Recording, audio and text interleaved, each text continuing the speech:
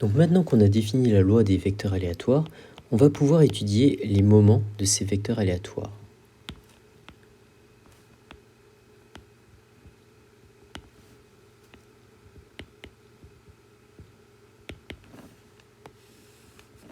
Commençons par les moments d'ordre 1, c'est-à-dire l'espérance. Donc définition, si les composantes de z,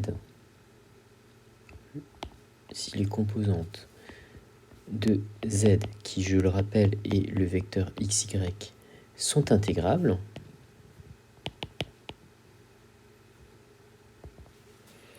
c'est-à-dire que espérance de valeur absolue de x est finie et espérance de valeur absolue de y est finie,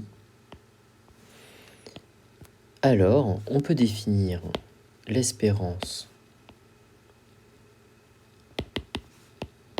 de z comme étant un vecteur dont les composantes sont les espérances des différentes composantes de z. Donc ici, espérance de x et espérance de y. Donc finalement, l'espérance d'un vecteur aléatoire, ça n'est rien d'autre que le vecteur dont les composantes sont les espérances des différentes composantes. Maintenant, travaillons plutôt sur la notion de variance. Et en fait, cette notion de variance va donner lieu, dans le cas de vecteur, à la notion de matrice de variance-covariance.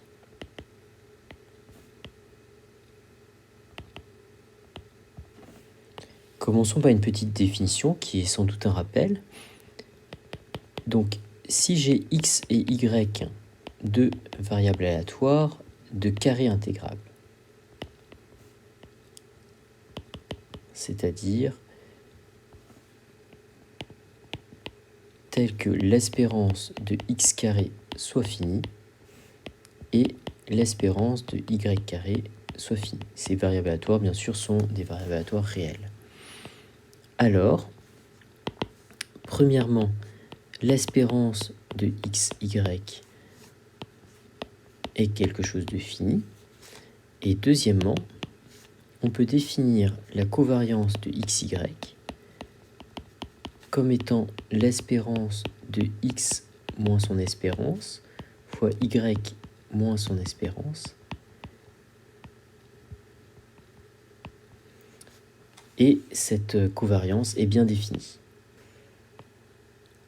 Donc proposons une démonstration de cette propriété définition. Ok. Donc on va montrer petit 1 dans deux cas, le cas de variable aléatoire discrète, puis le cas de variable aléatoire à densité.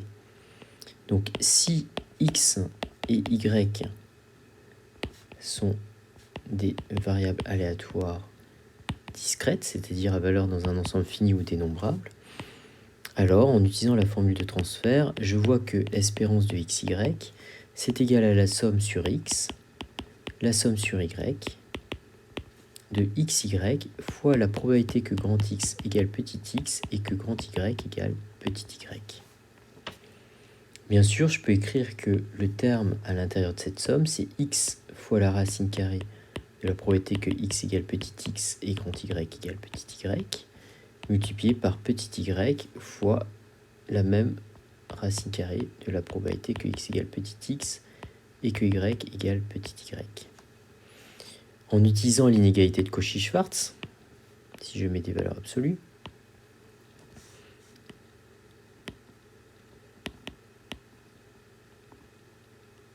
je peux montrer que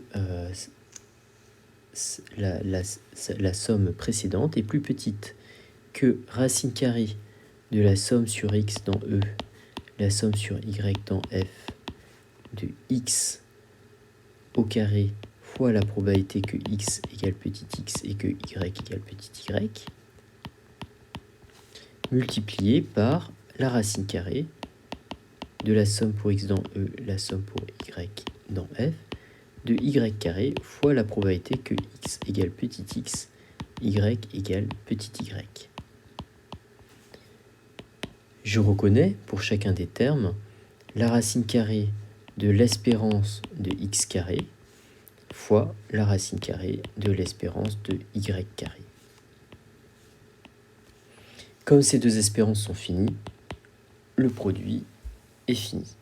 Donc j'ai bien montré que l'espérance de xy, dans le cas de deux variables aléatoires discrètes, était bien définie. Alors maintenant, regardons petit i si x et y sont des variables aléatoires réelles à densité.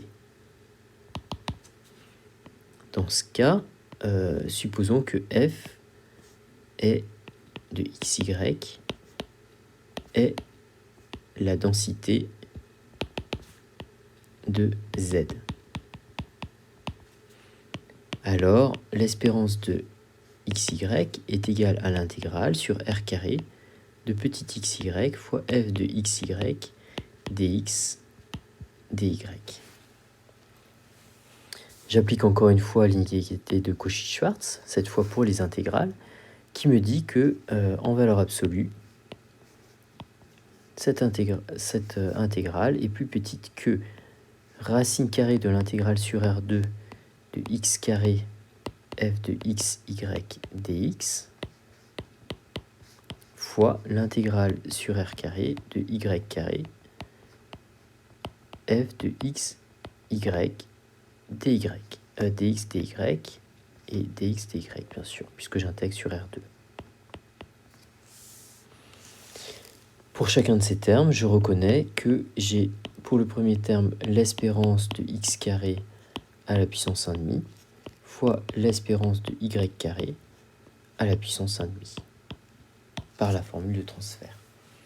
Encore une fois, ces deux espérances étant supposées finies, j'obtiens à nouveau que l'espérance de xy est bien définie. Donc, si je regarde la covariance de xy,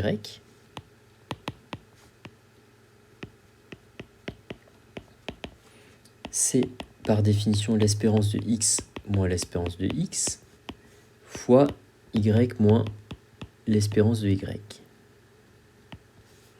Si je développe ce qu'il y a à l'intérieur de la parenthèse, j'obtiens que la covariance de xy, c'est l'espérance de xy qui est bien définie, moins l'espérance de x, espérance de y, moins espérance de x fois y, plus espérance de x fois espérance de y. Tout ceci est obtenu par linéarité de l'espérance.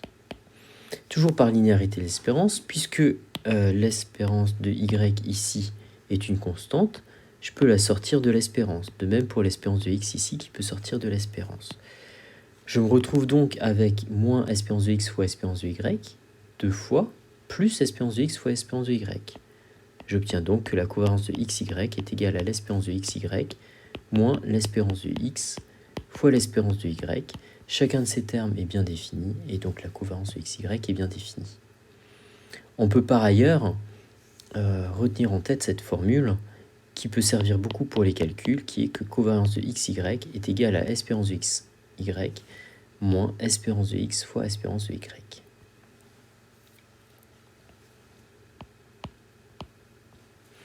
Petite remarque. Premièrement, la covariance de x avec elle-même est égale à espérance de x moins espérance de x au carré, et ceci est la définition de la variance de x. Donc ce qu'on voit, c'est que la covariance de x avec elle-même est égale à la variance de x qui nous quantifie en fait la façon dont x varie autour de son espérance, c'est-à-dire sa valeur moyenne. La covariance de xy n'a aucune raison d'être positive, en effet elle peut être négative. Donc la covariance de x et y appartient à R, en particulier, contrairement à la variance, elle peut être négative.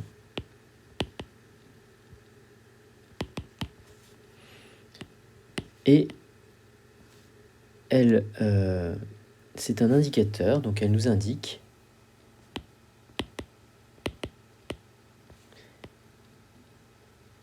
comment les variables aléatoire x et y varient simultanément.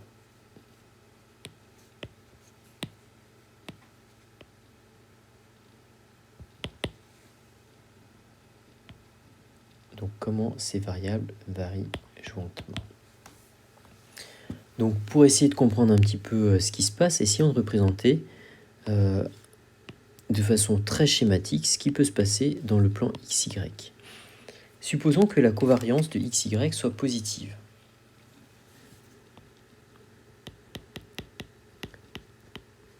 Donc je vais représenter le point origine va en fait être le point d'abscisse espérance de x et d'ordonnée espérance de y. Si la covariance de xy est positive, ça veut dire qu'en regardant la définition de la covariance qui se trouve ici, ça veut dire qu'en moyenne, le terme à l'intérieur de l'espérance doit être positive. C'est-à-dire que x moins espérance de x fois y moins espérance de y doit être en moyenne positive. Ça veut dire qu'en moyenne, lorsque x est plus grand que son espérance, y est aussi plus grand que son espérance. Ou, lorsque x est plus petit que son espérance, y doit aussi être plus petit que son espérance, de sorte à ce que le produit conserve un signe positif. Donc on s'attend donc à trouver les valeurs de x et y soit dans cette région-là, soit dans cette région-là. D'accord ? Lorsque x est plus grand que son espérance, y est plus grand que son espérance, de sorte à ce que le produit x moins espérance de x fois y moins espérance de y soit positif, ou x peut être plus petit que son espérance à condition que y soit aussi plus petit que son espérance, de sorte à ce que le produit x moins espérance de x fois y moins espérance de y soit également positif. Donc ce que je vois, c'est que de toute façon, on va avoir une sorte de relation entre x et y qui pourrait correspondre à une tendance croissante. C'est-à-dire qu'ici, la pente de cette droite ici est positive. Donc si x augmente, y a tendance à augmenter aussi en moyenne.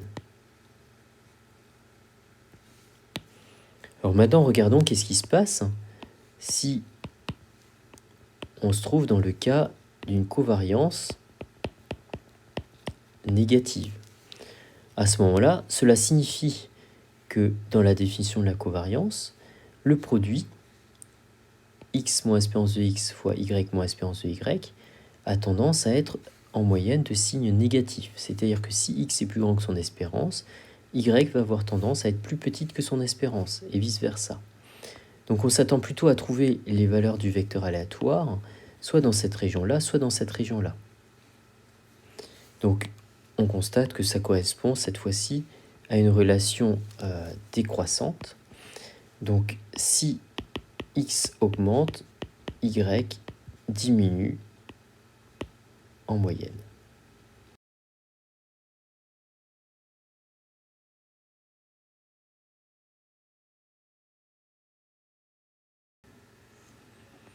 Troisième remarque pour la covariance. La fonction de covariance est symétrique, c'est-à-dire que la covariance de xy est égale à la covariance de yx. Ceci se voit simplement en regardant la définition, c'est-à-dire espérance de x moins espérance de x fois y moins espérance de y. On voit qu'on peut intervertir les deux facteurs qui sont des réels, et donc il n'y a aucun problème. La covariance est une fonction symétrique.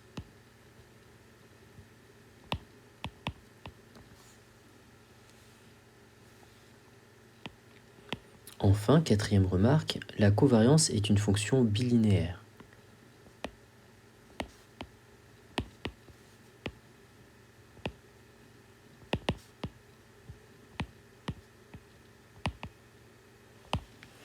Ça signifie que si je regarde la covariance de AX plus BY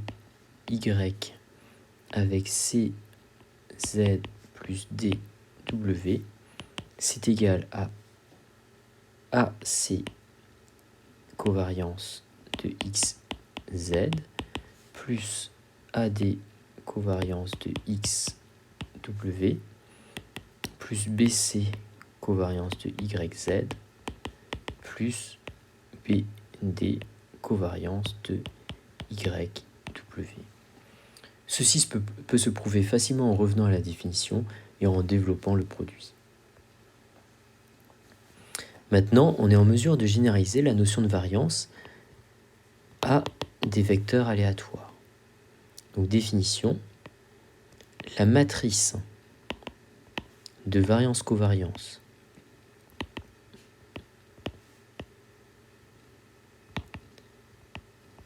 de Z, le vecteur de composantes X et Y, est définie dès que les composantes de Z sont de carré intégrable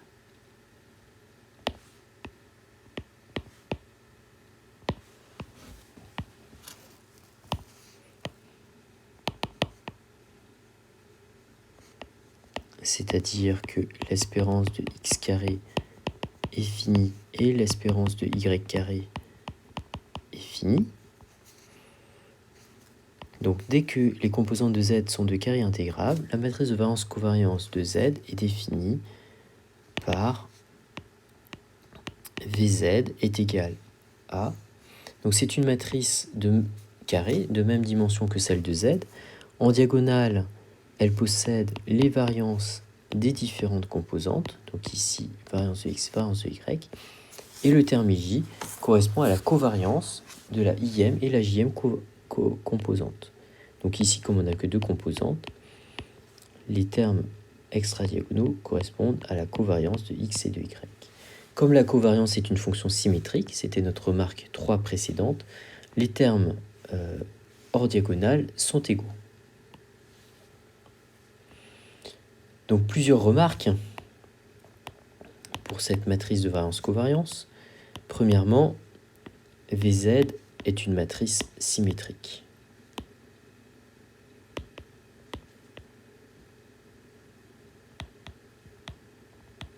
Ceci découle directement du fait que la covariance est une fonction symétrique. Covariance de xy égale covariance de yx.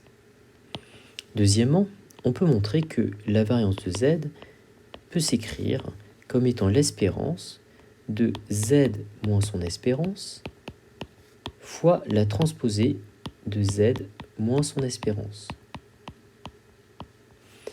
Le terme Z moins espérance de Z est un terme de R2. Z est un vecteur à deux dimensions et son espérance est le vecteur dont les composantes sont les espérances des différentes composantes de Z.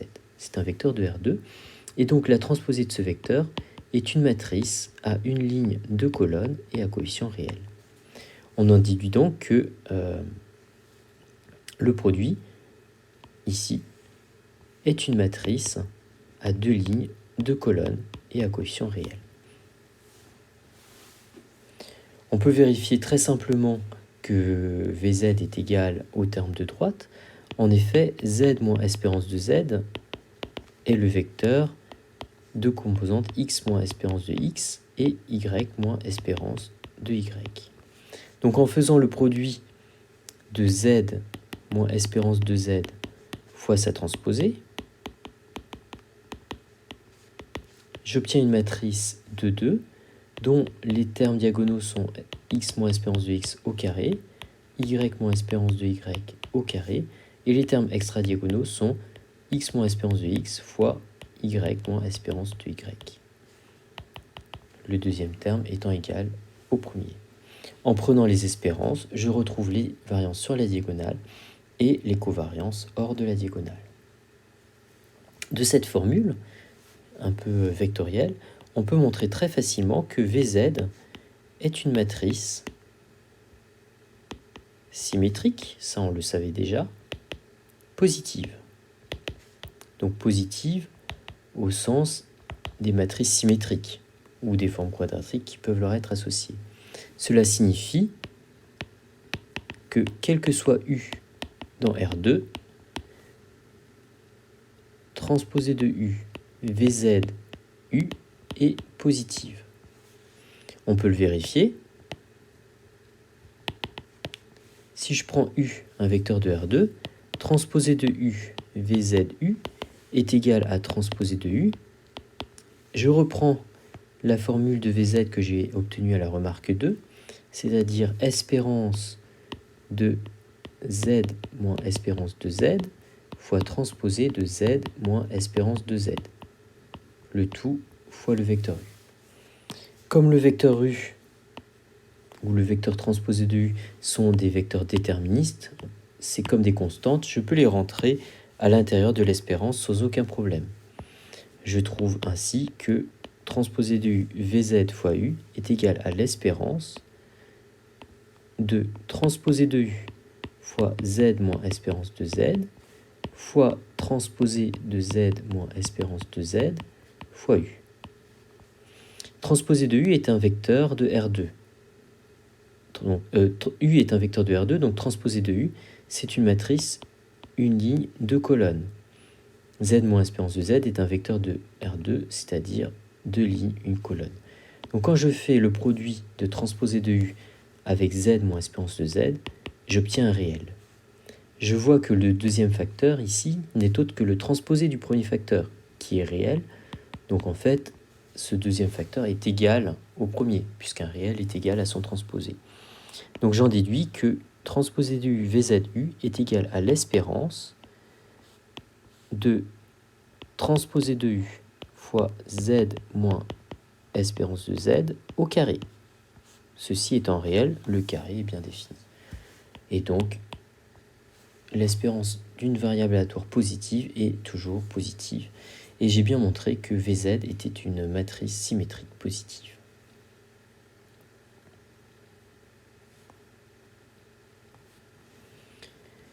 Donc c'en est terminé pour les remarques sur la matrice de variance-covariance. Et nous allons donner maintenant une proposition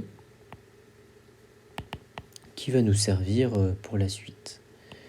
Donc, soit U, un vecteur de R2, la variance de transposé de U fois Z, donc transposé de U fois Z est égal à U1x plus U2y, si U est égal au vecteur U1, U2. Donc transposé de U fois Z est la combinaison de x et de y, les composantes de z, avec comme coefficient u1, u2, les composantes de u. Donc la variance de transposé de u fois z va être égale à la variance de u1x plus u2y, c'est-à-dire la covariance de u1x plus u2y avec elle-même. U1x plus U2y. Comme la covariance est une fonction qui est bilinéaire, je peux développer et je vais trouver U1 carré, covariance de x avec elle-même, c'est-à-dire variance de x, plus U1, U2 deux fois la covariance de x et y, plus U2 carré fois la covariance de y et y, c'est-à-dire la variance de y. Si j'ai un vecteur aléatoire z, est-ce que je peux caractériser l'espérance et la variance d'une transformation linéaire de ce vecteur-là? Donc, ceci nous conduit à la proposition suivante. Proposition. Donc, soit z, un vecteur aléatoire, disons toujours dans R2, mais bien sûr on pourrait généraliser à Rn, soit A, une matrice à P' de colonnes, coefficient réel, avec P un entier positif, et soit B, un vecteur de Rp. Je peux regarder W est égal à AZ plus B. Donc A est une matrice P' de colonnes multipliée par Z qui est un vecteur de R2. Donc j'obtiens un vecteur de RP que j'additionne à B, un autre vecteur de RP. Donc W est un vecteur aléatoire de RP. Alors, espérance de W est égale à A fois espérance de Z plus B. Et la matrice de variance-covariance de W, qu'on a noté tout à l'heure VW, Donc proposons maintenant une démonstration de cette proposition qui est extrêmement importante pour les exercices et les applications. Donc l'espérance de W, c'est le vecteur dont les composantes sont les espérances des différentes composantes de W. Donc si je regarde WI, la ième composante de W, elle est égale à la ième composante du vecteur AZ plus la ième composante du vecteur B. Ceci pour I, une composante donc comprise entre 1 et P. La ième composante du vecteur AZ, en fait, c'est égal à AI1 fois X plus AI2 fois Y plus BI. J'ai juste développé quel était le terme, le ième terme du produit matriciel de la matrice A avec le vecteur Z, qui est égal à XY, je vous le rappelle. Donc l'espérance de WI, c'est égal à AI1 espérance de X plus AI2 espérance de Y plus BI, que je peux réécrire comme étant A fois l'espérance de Z, son ième terme, plus BI. J'ai donc montré terme à terme que, comme ce calcul est valable pour tout I entre 1 et P, j'en déduis que le vecteur espérance de W est égal à A fois espérance de Z plus B, puisque la relation précédente était valable quel que soit I entre 1 et P. Regardons maintenant la matrice de variance-covariance de W. Donc la matrice de variance-covariance de W est définie comme étant l'espérance de W moins son espérance fois la transposée de W moins son espérance. On vient de calculer juste à la ligne d'au-dessus l'espérance de W. Donc c'est égal à l'espérance de AZ plus B moins A espérance de Z moins B multiplié par la transposée de ce terme. Donc dans ce terme, on peut voir que les constants, que les vecteurs B et moins B vont simplifier. Donc il va nous rester moins transposée de Z moins espérance de Z. Donc je peux factoriser la matrice A. Donc c'est A fois Z moins espérance de Z. Et pour le second terme, la transposée du produit, c'est égal à transposée de Z moins espérance de Z fois transposée de A. A est une matrice déterministe, donc je peux la sortir de l'espérance. Elle ne dépend pas de l'aléa. Donc j'obtiens ainsi que VW est égal à A fois l'espérance de Z moins espérance de Z fois la transposée de Z moins espérance de Z fois transposée de A. Le terme central n'est autre que la matrice de variance-covariance de Z, ce qui prouve le résultat.